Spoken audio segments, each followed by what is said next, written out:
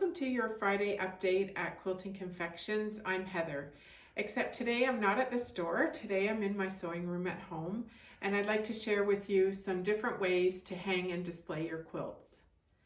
First of all, the most common way is to sew a sleeve onto the back of your quilt, and this is done at the point where you've finished quilting, you've trimmed your quilt down, and you're just about ready to put the binding on. So if you're using a dowel, you just need a small strip of fabric in order to insert the dowel. But most often we're using a flat piece of wood stock from the from Home Depot, Lowe's, something like that.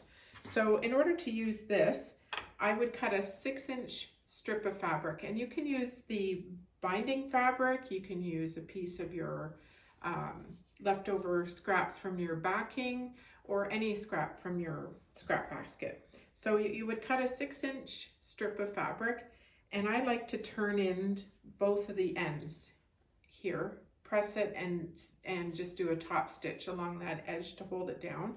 And depending on the size of the quilt, you would want to have one strip go across the back and leave enough room that when you go to hang it, you will have space on the either end for the nail or the screw on these ends. On this one, on both of these actually, I've made 2 sleeves and left space in the middle for a screw or a hook on your wall, just for the middle of the quilt. So you're going to, first of all, like I said, fold in the edges, finish off the 2 outside edges, fold it in half, and then you're going to stitch it right along the top edge of your quilt before you put your binding on.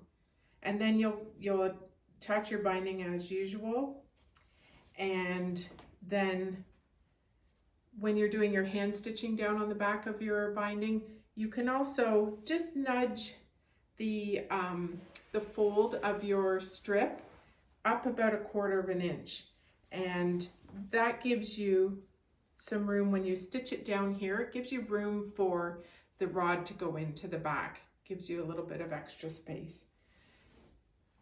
So that's the sleeve method. Another method, using either a dowel or your flat wood stock here, is putting triangles in the corner of your quilt. So this quilt has triangles sewn right in, and it's done before you put your binding on as well.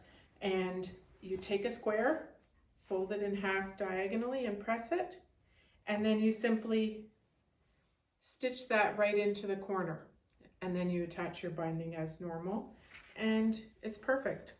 It's great for small quilts to hang them on the wall. And then another way is at this time when you're sewing the binding on, is you could sew tabs right into your quilt. I don't have an example to show you. I don't know if I've ever done that method, but you can sew tabs right into your quilt and just put a decorative rod, a curtain rod, right through there as well. Instead of using screw or nails in the wall, we use these quite often at the store, and they're 3M hooks. And when you hang this wood on the wall, it just slides right in there perfectly and rests right in there. The other 3M product that's very good for hanging quilts are the picture hangers, and they are Velcro type tabs. And on this quilt, it's a unusual shape, hard to hang. You can see I tried to hang it already with a sleeve sewn in here, but that didn't work very well. The quilt just flopped right over. So I just simply stuck the 3M tabs right onto the back of the quilt. And if you put both pieces, so I would attach the other Velcro piece right to here, attach it on in several places on the back of your quilt, and then from there, just place that right on the wall where you want it, and then you get it exactly exactly where you want it. And that's helpful for these odd shaped quilts. Worst comes to worst, at the store, we've, you know, for quick little easy small quilts, we've stuck thumbtacks right into the wall. And that's handy if you don't really, you know, if you're, the surface that you're putting the tacks on doesn't matter to you. That's a quick and easy way to do it. Another way is to, I'll look at this small quilt here. Take this out. Safety pin. I don't know if you can see it over there, or maybe I'll bring it up closer. Just simply put a safety pin right in the binding and do it up. I don't know if you can see that there. But just place that right into your binding, and you can hang that on a nail or a hook as well. And you know, desperate times come, you come up with these solutions, right?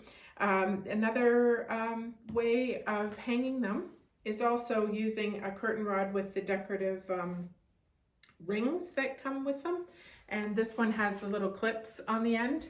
So I don't know if you can see it there. There's a little clip that you can just attach that right to the quilt and slide it right onto the rod. So that's a few methods, and we're going to stop the video now, and I'm going to take you into another part of the house and show you a few other ways that you can display your quilt.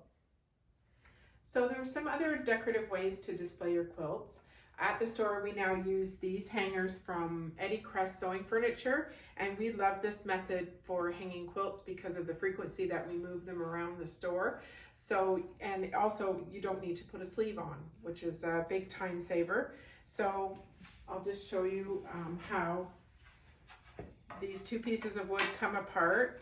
There is a slot on one side that you lay your binding into. Simply put the other piece on top and screw those together. And then there's this slot right across the back, and that's what you will hang on the wall. So it gives you some leeway too. So if your screw's not completely centered where you need it, it gives you some leeway of placing your quilt on the wall. So that's one of our favorite methods. And if you're interested in those, that's something that I can order for you. Just come and speak to me. They have this nice clear finish. There's a special walnut, which is a kind of a medium brown stain, and then an ebony, which is the darkest brown stain. And they have standard sizes that you can order. So just come in and ask about those. The other way that you can hang quilts, because you know they start to pile up and you have to figure out what to do with all these quilts. So I found this ladder at an antique store, and I think it was like an apple picking ladder that they refinished, and it's quite nice. But now I've seen that there's lots of different options out there and widths. Sometimes it would be nice to have an even wider ladder as well, so you can see more of the quilt. But that's one that I keep in my sewing room usually. And then I have this cabinet that I purchased from IKEA, and it's got glass on 3 sides. This one has sliding doors. If I was to do it again, I would probably suggest that you get doors that open rather than sliding, because the quilts tend to get caught on the sliding doors. But this is mostly for display purposes only. I think I keep the quilts on top that we would use the most, so we can just grab them and put them back. But that's another unique way to display your quilts. So I hope you enjoyed this quick demonstration on quilt hanging today. Thanks for joining me. Don't forget to like us on Facebook and Instagram, subscribe to our YouTube channel, subscribe to our email list on our website. And if you have a unique way to display a quilt, why don't you drop a comment or a picture in the comments below. We'd love to see how you display your quilts. Thanks a lot, and we'll see you next time.